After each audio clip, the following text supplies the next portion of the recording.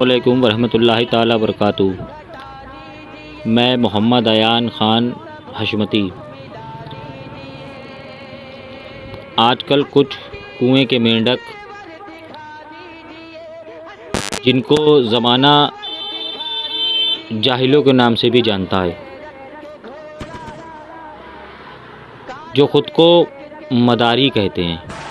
और मदारी कैसे कहते हैं? वो कहते हैं कि वो कुतुबुल मदार रज़ियल्लाहु ताला अन्हु के मुरीद हैं।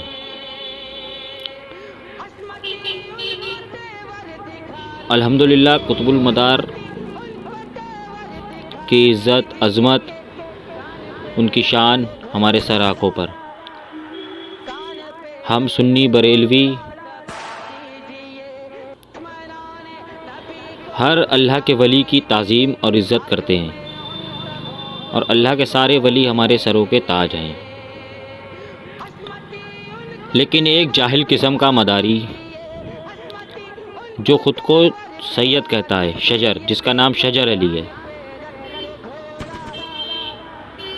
इतनी बड़ी बड़ी बातें करता है, और उसके चेहरे पे सुन्नत मुस्तफ़ा यानी कि दाढ़ी शरीफ भी नहीं है,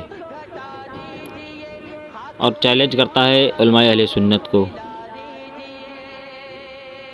उसने एक जुमला कहा कि अगर डुगडुगी नहीं बजती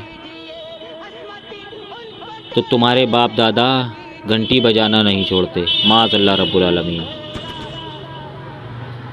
डुगडुगी की वजह से घंटी बजाना छोड़ी गई। इसके इस जुमले से इसकी जिहालत साफ ज़ाहिर होती है।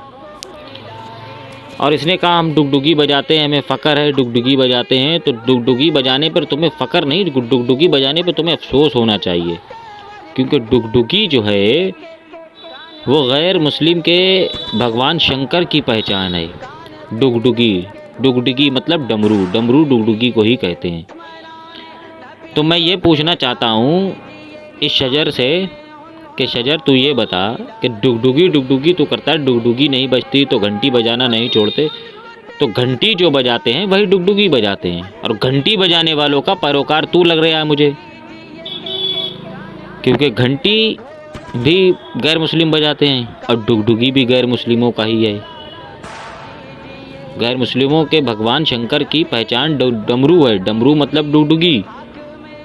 तो अब मैं तुझसे ये पूछ रहा हूँ कि तू पहले मुझे ये बता दे कि तू कुतुबुल मदार रज़ियल्लाहु ताला अन्हु का मानने वाला है या फिर तू भगवान शंकर का मानने वाला है। और दूसरी चीज़, शायर इस्लाम जनाब असद इकबाल साहब किबला कलकतवी के बारे में तू उल्टा सीधा बोल रहा है। तेरी तो औकात नहीं है उसके सामने खड़े होने की भी, न तेरी आवाज़ है वैसी, न तेरे पास इल्म है उतना। और तूने जो शैतान और अंधा काना जो तूने कहा है, मैं तुझे चैलेंज करता हूँ, अगर तू एक बाप की औलाद है, अगर तू वाकई में कुतुबुल मदार से मोहब्बत करता है, तो आमने सामने बैठकर इल्म से बात कर, जिहालत मत दिखा। खैर, इल्म से बात तो तुम जब करोगे जब तुम्हारे पास इल्म हो। तुम और तुम्हारी पूरी कौम जाहिल है, जाहिल। मक्कनपुर में जाकर देखो, तवाफ़ कराते हो और क्या क्या खुराफातें होती हैं, इस ज़माना जानता है, दुनिया जानती है। और रज़वी और हशमतियों के सामने खड़े होने से पहले तुम मुँह तुम्हारोगे पैजामे में। अब मैं तुम्हें चैलेंज करता हूँ कि अगर तुम्हारी माँ ने तुम्हें दूध पिलाया है तो सामने बैठ के कायदे से बात करो।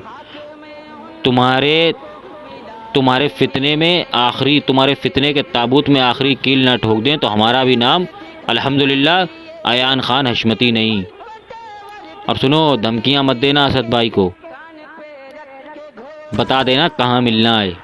शायद तुम भूल गए होगे कि साहिब सज्जादा हज़रत ज़रताब रज़ा साहब किबला ने तुम्हारे मदारी तुम्हारे बाप पर जब मुकदमा किया था, जब वो जेल गया था, तो पूरा घर ख़ानदान पीलीभीत शरीफ खानका हशमतिया में आके तुम्हारे उनके पड़ा था मदारियों का, और हाथ पैर जोड़ जोड़ के माफ़ियाँ मांगी थी।